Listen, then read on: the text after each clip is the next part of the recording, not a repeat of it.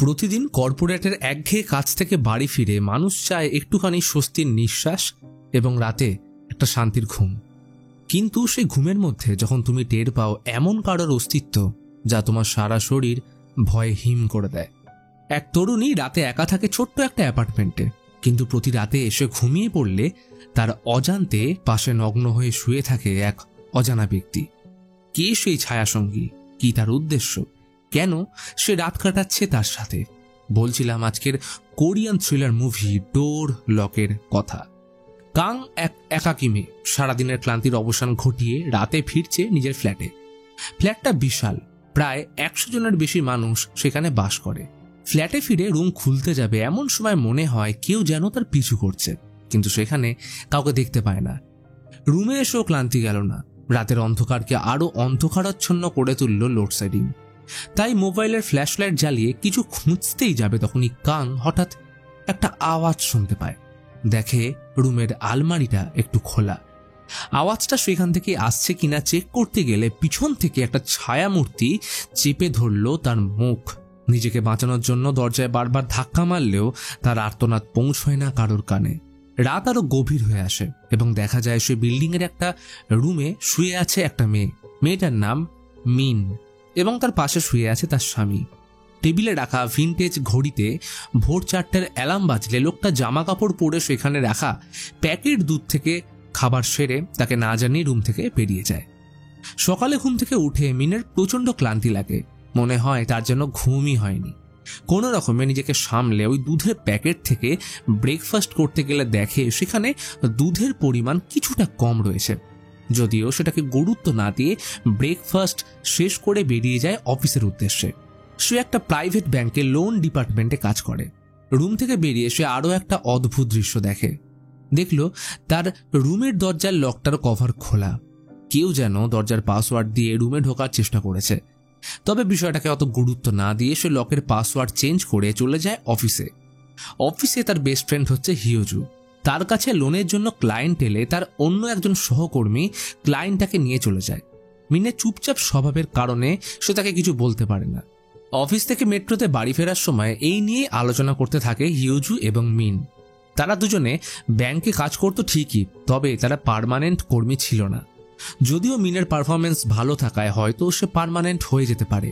দুই বন্ধুর এই আলোচনা দূর থেকে নজর রাখতে থাকে কিজং নামের একটা লোক, কিন্তু কেন সেটা অবশ্য আমরা পরে জানতে পারবো। ফ্ল্যাটে ফিরে আসলে সিকিউরিটি গার্ড তাকে একটা পার্সেল দেয়। আসলে তার মা তাকে সারপ্রাইজ দেওয়ার জন্য সেখানে এসেছিল, কিন্তু রুমের লকের পাসওয়ার্ড চেঞ্জ করে দেওয়ায় সে রুমে ঢুকতে পারেনি। তাই তার মা একটা নোট এবং পার্সেল রেখে দিয়ে চলে যায় মিনের জন্য। সে দেখে যে রুমের ডোর লকের কভারটা খোলা, তাই মাকে ফোন করে জানতে পারে যে তিনি কিন্তু লকের কভারটা খোলেননি। তবে এটা কে করলো? আর কাল রাতের লোকটা যদি সত্যি তার স্বামী হয়ে থাকে তবে সে এখন কোথায়? ডিনার কমপ্লিট করে মিন শুয়ে পড়লে মাঝরাতে দেখতে পাওয়া যায় কেউ যেন তার রুমে ঢোকার চেষ্টা করছে।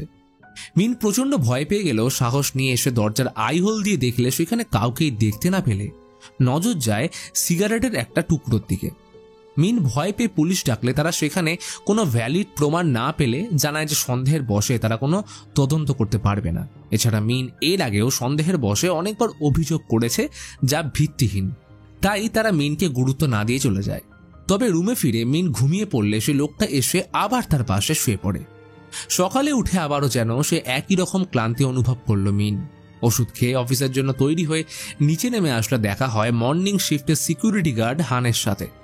কাল রাতে কেউ মিনের ডোর লক ভাঙার চেষ্টা করেছিল, তাই সে কাল রাতে সিসিটিভি ক্যামেরার ক্লিপস দেখাতে বললে হান তখনই ক্লিপ চেক করে নিতে বলে, কিন্তু অফিসের জন্য দেরি হয়ে যাওয়ায় সে রাতে এসে চেক করবে জানিয়ে চলে যায়। তবে অফিসে যাওয়ার আগে সে যায় অন্য একটা ফ্ল্যাট দেখতে। কাল রাতের ঘটনা তার মনের উপর এতটাই আতঙ্কের সৃষ্টি করেছে যে সে তার পুরোনো ফ্ল্যাটে থাকতে রাজি নয়। যদিও নতুন ফ্ল্যাটের ভাড়া বেশি থাকায় কথা না এগিয়ে সে চলে আসে অফিসে। মিন কাল রাতের ঘটনা হিউজুকে জানায়। সে বলে তার উচিত ডোর লক চেঞ্জ করে ফিঙ্গারপ্রিন্ট লক লাগাতে, আর তাতেও যদি তার ভয় না কমে তাহলে আরেকটা অপশন রয়েছে বিয়ে। আর পাত্র সে তো রয়েছে তার চোখের সামনেই, তাদের ব্যাংকের ম্যানেজার কিম। সে মিনকে এমনিতেই পছন্দ করে। তবে এইখান থেকে একটা বিষয় পরিষ্কার, মিনের সাথে রাতে যে লোকটা শুয়ে থাকে সে তার স্বামী নয়। কিন্তু মিন কেন তার অস্তিত্ব টের পায় না? আজ অফিসে মিনের সাথে কিজং দেখা করতে আসে, মানে সেই লোকটা যে মেট্রোতে তাদের উপর লুকিয়ে নজর রাখছিল। সে মিনকে চিনলেও মিন তাকে মোটেও চিনতে পারে না। সে তার সমস্যার কথা মিনকে জানালে মিন তাকে হঠাৎ কিছু অদ্ভুত প্রশ্ন জিজ্ঞেস করে। সেই লোকটি বিয়ে করেছে কিনা, তার বাড়ি কোথায়, এইসব। কিজং জানায় যে তার বিয়ে হয়নি এবং তার বাড়ি মিনের বাড়ির পাশেই। এমন সময় লোকটা মিনকে কফি ডেটের জন্য জিজ্ঞেস করলে মিন মানা করে দেওয়ায় সে ভায়োলেন্ট হয়ে তাকে ডেটের জন্য জোর করতে লাগলে কিম এসে লোকটাকে বের করে দেয়। অফিস থেকে ফিরে রুমে যাওয়ার সময় মিন দেখতে পায় ফ্ল্যাটের মালিক নাইট সিকিউরিটি গার্ডের উপর বেশ রাগ করেছে, কারণ সে রাতে পাহারা না দিয়ে ঘুমিয়ে থাকে। এসব শুনতেই নিজের রুমে ফিরে আসে মিন। তবে দেখা গেল যে আজকে কালকের মতন কেউ রুমে ঢোকার চেষ্টা করলো না বটে, কিন্তু সে লোকটা তার রুমে রয়েছে। আসলে সে প্রতিদিন রুমে মিন প্রবেশ করার আগেই খাটের নিচে লুকিয়ে থাকে এবং সারাদিনের খাটনির পর রাতে মিন ঘুমিয়ে পড়লে তাকে ক্লোরোফর্ম শুকিয়ে ওয়াশরুমে স্নান করে শুয়ে পড়ে তার পাশে। অর্থাৎ এই ক্লোরোফর্ম হলো সকালে ঘুম থেকে উঠে মিনের ক্লান্তির প্রধান কারণ। পরের দিন অফিসে আসলে মিন জানতে পারে তার পারফরমেন্স ভালো থাকায় তাকে পার্মানেন্ট করে দেওয়া হয়েছে। যদিও এই খবরটা শুনে যতটা খুশি হওয়ার ছিল, সে চাইলেও সেটা হতে পারে না, কারণ সে এতটাই ক্লান্ত। অফিস থেকে বেরিয়ে বাস স্ট্যান্ডে এলে তার সাথে দেখা হয় কিজংয়ের। সে অনেকক্ষণ ধরে মিনের জন্য অপেক্ষা করছিল এবং সে বাস স্ট্যান্ডে পৌঁছানোর মাত্রই তাকে বিরক্ত করতে শুরু করলে সৌভাগ্যবশত ম্যানেজার কিম সেখানে এসে মিনকে বাঁচিয়ে তার গাড়িতে করে ফ্ল্যাটে পৌঁছে দেয়। ফ্ল্যাটে ঢুকতেই মিন দেখে তার রুমে কারেন্ট চলে গেছে। এমন সময় কেউ তার রুমে নক করে, তবে সেটা অন্য কেউ নয় বরং তার ম্যানেজার কিম। আসলে তাড়াহুড়োয় মিন তার পার্স গাড়িতেই ফেলে আসায় কিম সেটা তাকে ফেরত দিতে এসছে। কিম চেক করলে দেখে ওভারলোডের কারণে মেন সুইচ বন্ধ হয়ে যাওয়ায় লাইটটা জ্বলছিল না। সে ওটা ঠিক করে দিল। মিনের মধ্যে হঠাৎ সন্দেহ জাগে। সে কিমকে প্রশ্ন করে সে মিনের রুম নাম্বারের ব্যাপারে কি করে জানলো, কারণ সে তো তাকে এই ব্যাপারে আগে কোনোদিন কিছু বলেনি। তবে কিম উত্তর না দিতেই মিন কফি নিয়ে আসার বাহানায় নিচে গিয়ে পুলিশে ফোন করে। আসলে মিনের সন্দেহ যে কিম তার পিছু করে এবং তার রুমে সেদিন সেই ঢোকার চেষ্টা করেছিল। তবে রুমে এসে মিন এবং অফিসার লি দরজা খুলতেই দেখতে পায় কিমের মৃতদেহ। কেউ তাকে খুন করেছে। পুলিশ তখন মিনকেই সন্দেহ করে নিয়ে যায় থানায়। লি বুঝতে পারে মিন যখন পুলিশকে ফোন করার জন্য নিচে এসেছিল তখনই তাকে খুন করা হয়েছে। অর্থাৎ এই বিষয়টা স্পষ্ট যে তার রুমে আগে থেকেই উপস্থিত ছিল কোনো তৃতীয় ব্যক্তি। এখন প্রশ্ন এটাই যে মিন কিমকে খুন করার জন্য কাউকে সুপারি দিয়েছিল কিনা, নাকি সত্যি মিন এই বিষয়ে কিছু জানে না। পুলিশের মিনের উপর সন্দেহ জোরালো হয়, যদিও মিন যেহেতু আগেই এমন রিপোর্ট অনেকবার করেছে যে কেউ তার রুমে ঢোকার চেষ্টা করে, তাই তাকে সেই মুহূর্তে ছেড়ে দেওয়া হয়। লি ফরেন্সিক এভিডেন্স থেকে জানতে পারে কিম খুনির হাত থেকে নিজেকে বাঁচানোর জন্য অনেক চেষ্টা করেছিল, কিন্তু ক্লোরোফর্ম দিয়ে অজ্ঞান করে তাকে শেষ করে ফেলা হয়েছে। পরের দিন মিন অফিসে এলে তাকে চাকরি থেকে বরখাস্ত করা হয়। একদিনের মধ্যেই যেন পাল্টে গেল সবকিছু। অফিস থেকে তাড়াতাড়ি ফিরে ফ্ল্যাটে ঢুকতে তার মনে পড়ে সিসিটিভি ক্লিপ দেখার কথা। সে হানের কাছে গিয়ে সে ক্লিপস দেখতে চাইলে হান জানায় আসলে এলিভেটরের ক্যামেরা বাদে বাকি সব ক্যামেরা খারাপ হয়ে পড়ে আছে, তাই তার ফ্লোরের ক্লিপস পাওয়া সম্ভব নয়। মিন তাকে বলে কিছুদিন আগে তার দরজায় কেউ বারবার নক করছিল এবং রুমের বাইরে একটা সিগারেটের অংশ পড়ে থাকতে দেখেছে, তাই তার জন্য সিসিটিভি ক্যামেরার ফুটেজ দেখাটা খুবই জরুরি। তখন হান বলে যে এই বড় ফ্ল্যাটে অনেক সময় অনেকেই মদ্যপান করে এসে ভুল দরজায় নক করে ফেলে, হয়তো সেদিনেও তাই হয়েছিল। তাও হান মিনের সাথে তার রুমে সবকিছু ঠিক আছে কিনা চেক করে নেয়। হান চলে গেলে মিনের কাছে হিউজুর মেসেজ আসে। সে মিনকে কিছুদিনের জন্য তার সাথেই থেকে যেতে বলে। আসলে সে মিনকে ওই ফ্ল্যাটে আর একা রাখতে চাইছিল না। এমন সময় মিন রুমের মধ্যে একটা চাবি খুঁজে পেলে বিল্ডিং এর প্রতিটা রুমের ডোর আনলক করার ট্রাই করতে থাকে। অনেক চেষ্টার পর অবশেষে কাঙের দরজা এই চাবি দিয়ে খুলে যায়, অর্থাৎ সেই মেয়েটা যাকে আমরা একদম প্রথমে দেখেছিলাম। কিন্তু সে কেন মিনের রুমে প্রবেশ করে চোরের মতো? তবে কি সেই কিমের খুনি? পরের দিন মিন হিউজুর সাথে দেখা করে সবকিছু জানায়। সে বলে হয়তো কাং আগে থেকেই তাদের রুমে ঢুকেছিল, অথবা কোনো রকমে কিমের কাছে কাঙের রুমে চাবি ছিল এবং সে যখন নিজেকে বাঁচানোর চেষ্টায় ছিল তখন হয়তো সেই চাবিটা তার রুমে পড়ে যায়। হিউজু আরও একটা জিনিস খেয়াল করে যে কাং শুধুমাত্র তার রুমেই ঢুকেনি, বরং সে তার ক্রেডিট কার্ডও ব্যবহার করেছে। তারা কাঙের বাড়ি থেকে উদ্ধার করা ক্রেডিট কার্ডের বিল থেকে জানতে পারে সে $3.20 এটা কিছু একটা দোকান থেকে জিনিস কিনেছিল। তবে সেটা বারবার কিনেছে এবং একই সময় শনিবার দুপুর 1টা কাঙের নাম্বারে মিন ফোন করার পর সে রিসিভ না করলে তারা তাকে মেসেজ করে, তবে সেইখানেও নো রিপ্লাই। কাঙের কোনো খবর না থাকলে তারা সেই দোকানে যায়। ভাগ্যক্রমে আজও শনিবার। তারা দোকানে পৌঁছে কিছুক্ষণ অপেক্ষা করার পর দেখতে পায় দোকানে একটা মাস্ক পরা মেয়ে এসে 3 সেন্ট $20 কোনো জিনিস কিনছে এবং ঘড়ির সময় তখন ঠিক 1টা। তারা মেয়েটিকে ফলো করতে শুরু করলে একটা সময় পর সে হারিয়ে যায়। তাই হিউজ এবং মিন আলাদা আলাদা হয়ে তাকে খুঁজতে থাকলে মিন একটা বাড়িতে এসে পৌঁছায়, যেখানে সে দোকান থেকে কাঙের কেনা ক্যাট ফুডের অনেক কটা কৌটো পড়ে থাকতে দেখে। দরজায় নক করলে কেউ সাড়া না দেওয়ায় সে বারবার ডোর লকের পাসওয়ার্ড ট্রাই করতে থাকে এবং একসময় সে নিজের রুমের পাসওয়ার্ড ট্রাই করলে অদ্ভুতভাবে সেটা মিলে যায়। কিছুটা অবাক কিছুটা ভয়ের সাথে সে রুমে প্রবেশ করলে কেউ একজন বাইরে থেকে দরজা লক করে দেয়। প্রচন্ড ভয় সে ভিতরে এলে দেখে কাং বিছানায় শুয়ে আছে বিধ্বস্ত অবস্থায়। মিন তাড়াতাড়ি লিকে ফোন করে খাটের নিচে লুকিয়ে পড়ে। সে আসলে বুঝতে পেরে যে সেই রুমে ওই দুজন ছাড়া আরও কেউ আছে। খাটের নিচ থেকে মিন সব কিছু দেখতে থাকে এবং শুনতে পায় সেই লোকটার পাগলের প্রলাপ। সেই লোকটা ঘুমন্ত কাংকে ইনজেকশন দিয়ে বলছে সে আরেকজন কাউকে খুঁজে পেয়েছে। সেটা যে মিন তা বুঝতে বাকি রইল না। এতক্ষণে মিন বুঝতে পারে কিন্তু ছিল নির্দোষ। আসলে এই লোকটাই তার রুমে আসার চেষ্টা করেছিল। কিন্তু এই কে? তবে শুধু তাই নয়, মিন দেখতে পায় যে কাঙের দুটো পা নেই। সেই লোকটা কাঙের সেই পা কেটে নিয়েছে। তবে সুযোগ বুঝে মিন সেখান থেকে বেরিয়ে যেতে চাইলে দেখতে পায় সেই লোকটা সত্যি একজন মানসিকভাবে অসুস্থ মানুষ, কারণ এইবার সে যা করছে তা অকল্পনীয়। সেই লোকটা কাঙের শুধু পা নয় বরং করাত দিয়ে কেটে ফেলছে পুরো শরীরটাকে।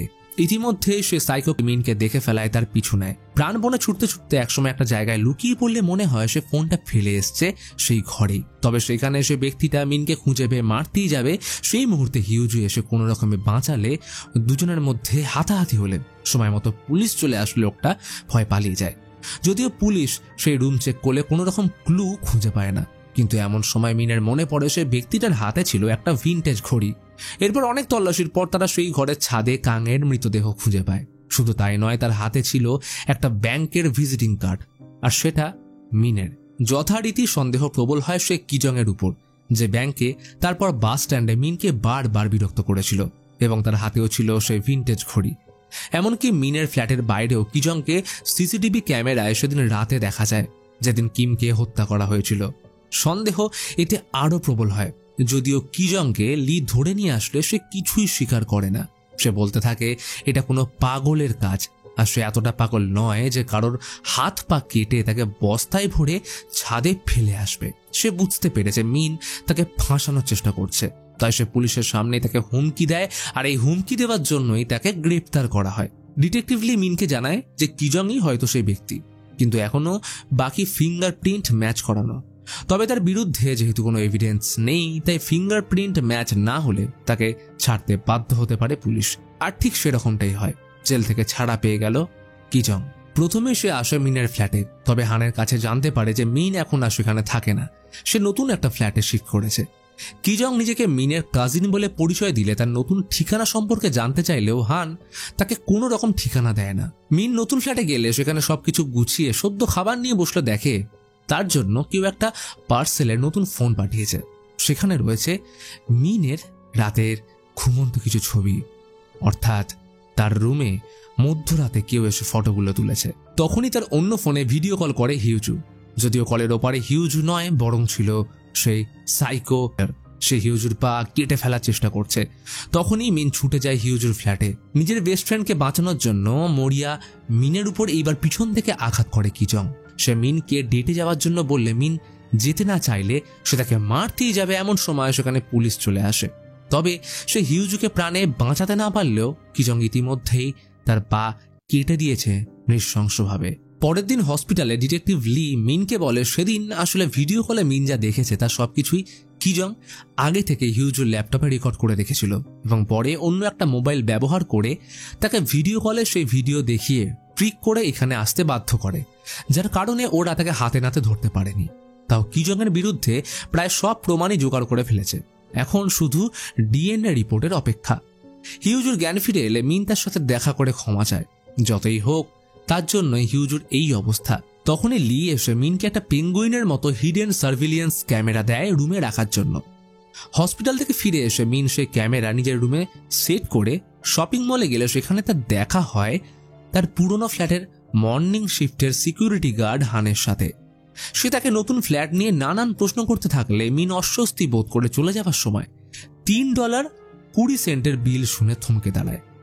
মিন লক্ষ্য করে হানের হাতেও রয়েছে ভিনটেজ একটা ঘড়ি এবং সে কিনেছে $3.20 একটা জিনিস। ভয় পেয়ে মিন কোনো রকমের নতুন ফ্ল্যাটে এসে দরজা বন্ধ করে দিলে তার কাছে লিয়ের কল আসলে জানায় কিজংয়ের ডিএনএ ম্যাচ না হওয়ায় তাকে পুলিশ ছেড়ে দিলে কিছুক্ষণ পরেই খুঁজে পাওয়া গেছে তার মৃতদেহ। এই খবরে মিনের কাছে এখন সবকিছু পরিষ্কার, অর্থাৎ আসল খুনি কিজং নয় বরং তার পুরনো ফ্ল্যাটের সিকিউরিটি গার্ড হান। এদিকে লি কিজংয়ের মৃত্যুর তদন্ত করার সময় জানতে পারে কিজংয়ের মৃত্যুর পরের দিন থেকেই হানকে খুঁজে পাওয়া যাচ্ছে না। সে তার গার্ডে চাকরিও ছেড়ে দিয়েছে। শুধু তাই নয়, 10 বছর আগে সে একটা ট্যুরিস্ট হোটেলে কাজ করত এবং সেইখানে এখনো একটা মেয়ের আনসলভ মিসিং কেস চলছে যার এখনো কোনো ক্লু পাওয়া যায়নি। অন্যদিকে মিন তার ফ্ল্যাটে লিয়ের দেওয়া সার্ভিলিয়েন্স ক্যামেরার ভিডিও দেখলে চক্ষু চড়ক গাছ হয়ে যায়, কারণ মিন ঘর থেকে বেরিয়ে যাওয়ার পর হান তার ঘরে এসে লুকিয়ে থাকে খাটের নিচে, আর সে এখনো সেখানেই রয়েছে। ভয়ে পা কাঁপতে থাকে মিনের। এই হান এতদিন নগ্ন অবস্থায় প্রতি রাতে ওকে জড়িয়ে শুয়ে থাকত। মিন প্রচন্ড ভয় পেয়ে পালানোর চেষ্টা করলে হান তাকে ধরে ক্লোরোফর্ম দিয়ে অজ্ঞান করে রাখে। সে চোখ খুলে দেখে হান তার সামনে বসে রয়েছে। হান বলে সে মিনকে ভীষণ ভালোবাসে এবং সে যেন তাকে ছেড়ে কোনো দিনও না যায়, আর যদি সে চলে যাওয়ার চেষ্টা করে তবে হান নিজে তার হাত পা কেটে ফেলবে। কিন্তু তা সত্ত্বেও সাহস একত্রিত করে মিন পালানোর চেষ্টা করলে ভাগ্যক্রমে সেখানে লি চলে আসে। সে মিনকে বাঁচাতে গেলে তার সাথে হানের হাতাহাতি শুরু হয়। লি কোনো রকমে হানকে আটকে রাখলেও শেষ রক্ষা হলো না। হান লিকে মেরে ফেলে। মিন এই সুযোগ নিয়ে পালানোর চেষ্টা করলে এমন সময় হান কুড়ুল নিয়ে তাকে মারার চেষ্টা করলে তাদের দুজনের উপরেই একটা আলমারি পড়ে যায়। এর ফলে হানের হাতের তালু পেরেকে আটকে গেলেও সে যথাসম্ভব মিনকে মারতে চেষ্টা করে, কিন্তু মিন সর্বশক্তি দিয়ে তাকে উপরে ঠেলে দিলে একটা বড় পেরেক মাথায় ঢুকে মৃত্যু হয় সে মানবরূপী পিশাচ হানের। বেশ কয়েকদিন পর মিন আবার স্বাভাবিক জীবনে ফিরে এসছে। হানকে সেলফ ডিফেন্সের জন্য হত্যার কারণে তাকে কোনো শাস্তি দেওয়া হয়নি। সে এখন একটা নতুন ফ্ল্যাটে শিফট করছে, তবে এতদিন পরেও সেই ঘটনা মনে দাগ কেটে আছে। তাই সবার আগে খাটের নিচটা চেক করে নেয়, হয়তো সেখানে লুকিয়ে থাকতে পারে কোনো মানবরূপী পিশাচ। আর এইখানে শেষ হয় আজকের মুভি ডোর লক।